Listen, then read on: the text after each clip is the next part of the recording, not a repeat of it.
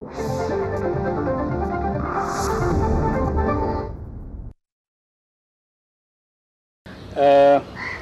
आपलं काट्याच्या वाडीत जास्त केलं की बारामतीला?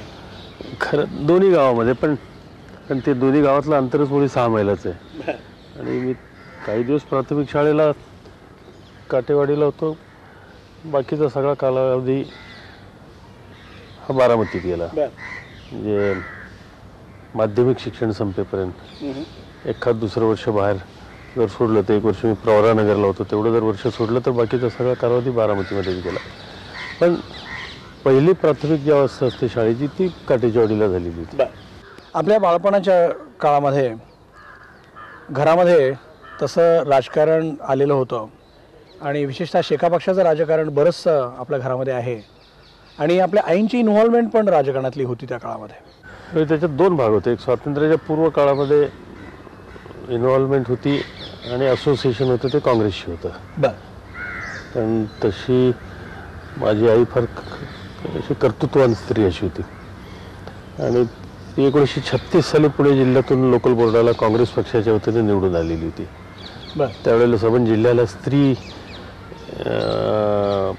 प्रतिनिधी म्हणून एक स्वतंत्र जागा असायची, कॉन्स्टिट्युन्सी असायची आणि त्याला ती 36 साली निवडून आली. मला वाटतं 36 ते जवळपास 52 पर्यंत ती सतत तिथं प्रतिनिधित्व करत होते. पण स्वातंत्र्याच्या नंतर 48 साली काँग्रेसमधनं एक मोठा वर्ग जो बाहेर पडला, ज्याच्यामध्ये शंकरराव मोरे, केशवराव जेधे, त्याच्याशी असोसिएशन माझ्या वडील बंधूंचं होतं. ते आहेत नाहीत आत्ता, वसंतराव त्यांचं नाव, ते निष्णांत वकील होते.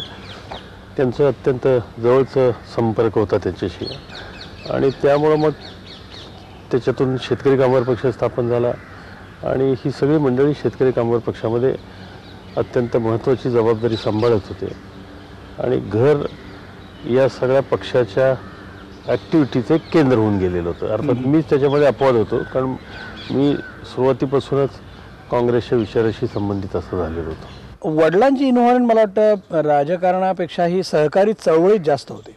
ते राजकारणात नव्हते पण सहकारी चळवळीत होते आणि त्यांची परिस्थिती अशी होती की ते त्यावेळेला सत्यशोधक समाजामध्ये काम करणारे लोक फार मोठ्या प्रमाणावर असायचे खेड्यापाड्यामधून आणि त्यांचा संपर्क कर्मवीर भाऊराव पाटील किंवा तत्सम सगळ्या परिवर्तनाच्या चळवळीमध्ये, शिक्षणाच्या प्रसाराच्या चळवळीमध्ये काम करणाऱ्यांशी जवळचा होता आणि त्यामुळं ते त्या सगळ्या क्षेत्रामध्ये काम करायचे. आणि याशिवाय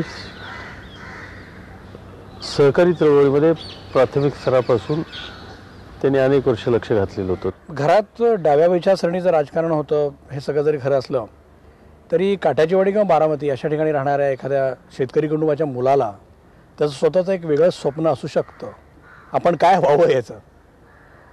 राजकारणात येण्याचीच काहीतरी स्वप्न असतील असं काही नाही. माझ्या मनात होतं लष्करामध्ये जायचं. लष्करात? हां, लष्करामध्ये जाण्याच्या संबंधीचा आणि तो मी प्रयत्नही केलेला होता, पण नंतर काय माझी जरा आयसाईट कमी पडली आणि त्यामुळं माझी प्रत्यक्षपणाने निवड झाली नाही. पण माझी इच्छा सुरुवातीच्या काळामध्ये लष्करात होती आणि सगळं जरी खरं असलं तरी अगदी लहानपणापासून या सगळ्या समाजकारण आणि राजकीय जीवन याच्याबद्दलचं मला अतिशय आकर्षण होतं. मला तर आठवतं आहे म्हणजे 2री-3रीमध्ये सुद्धा चांगला वक्ता म्हणून मला त्यावेळेला पारितोषिकं मिळालेली आहे. काँग्रेस पक्ष आणि त्यातला सक्रिय सहभाग ही प्रक्रिया केव्हा सुरू झाली? पण 1953, 54, 55 या कालावधीमध्ये काँग्रेस सेवादल हार्डीकरांच्या विचारानं, डॉक्टर हार्डीकरांच्या विचारानं ठिकठिकाणी भरत असत. राष्ट्र सेवादल आणि काँग्रेस सेवादल असे 2 भाग झाले आणि त्याच्यातलं काँग्रेस सेवादल हे जवळपास महाराष्ट्रामध्ये सगळ्या तालुक्यामध्ये अत्यंत प्रभावीपणानं काम करत होतं. त्याच्यामध्ये पहिल्यांदा मी सहभागी झालेलो होतो. त्याचं आकर्षण होतं. त्यावेळेला एका बाजूला राष्ट्रीय स्वयंसेवक संघ असायचं, दुसऱ्या बाजूला काँग्रेस सेवादल असायचं आणि त्याच्यातून सेवादलाचा विचार हा फार मोठ्या प्रमाणात तरुणांना, मुलांनाच, तरुण कसले म्हणायचं त्यावेळेला आकर्षित करायचा. तर मी त्याच्यामध्ये प्रत्यक्षपणानं त्याच्यात सहभागी त्या काळामध्ये झालो आणि त्यानंतर 1958 साली मी जेव्हा SSC पासून पहिल्यांदा पुण्याला शिकायला गेलो, त्या 58 सालापासून विद्यार्थी चळवळीमध्ये सहभागी झालो आणि विद्यार्थी चळवळीत काम करत असताना युथ काँग्रेसचं काम करायला लागलो. आणि मग तर अगदी खालपासून ते युथ काँग्रेसचं काम करत करत पुढे गेलो.